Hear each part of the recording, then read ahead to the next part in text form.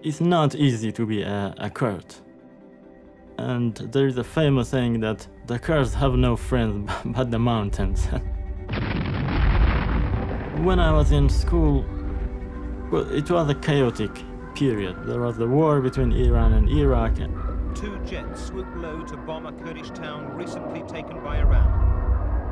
And the economic situation was pretty bad. My parents are farmers, so I spent a huge amount of time actually doing farming. In many ways, it was not the ideal place for a kid to get interested in something like mathematics. My brother started to teach me more advanced mathematics, integration, derivation, which is not part of middle school education. He is probably the person who has had the most influence on my education, on my career. But despite all the wars and difficulties, actually I was quite happy. And for that, of course, I thank my parents who kept me happy, and I also thank the culture, which helped us to survive. I'm a professor of mathematics at the University of Cambridge at the Department of Pure Mathematics. And I have been here for the last 12 years. After doing undergraduate, I came to the UK in 2000, and after 1 year I got a refugee status. That means that I could stay in this country. Birational geometry is about classifying algebraic varieties up to birational isomorphism. That means allowing some flexibility of working with algebraic varieties.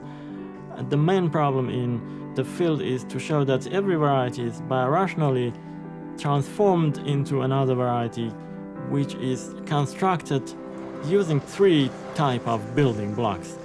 We have 3 very distinct kind of geometry that already I have listed them here. So a lot of my work has to do with these statements. And technically this boils down to proving the minimal model conjecture and the so-called abundance conjecture.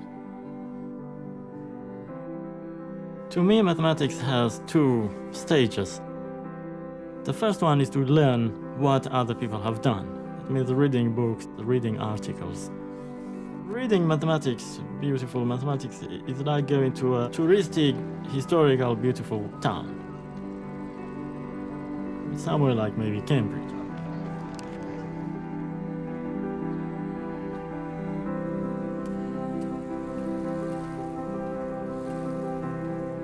When you walk around, you see monuments, you see beautiful architecture, and that's like the first stage where you just see what other people have created. So the second stage is like if I suddenly have wings and I fly over a city and I can see a lot more than before. For example, I can see more monuments, I can see connections between these monuments, the kind of thing that I could just not see on the ground. In many ways, solving a problem somehow quite often has to do with understanding connections between 2 concepts, 2 notions. Whose church is the best church in the whole wide world? Dad. Who? Daddy. So I have my son now, who is around 4 years and a half. He's very curious, and one thing I really like about him is that he is also very creative.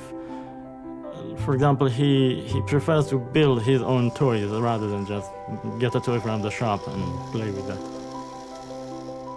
To solve a difficult problem or to create a new theory, you just have to be original, you have to be creative. I mean, that's part of the criterion of evaluating whether a piece of mathematics is good or not.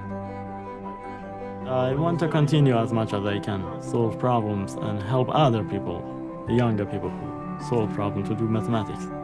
I really want to help people in less privileged locations, countries.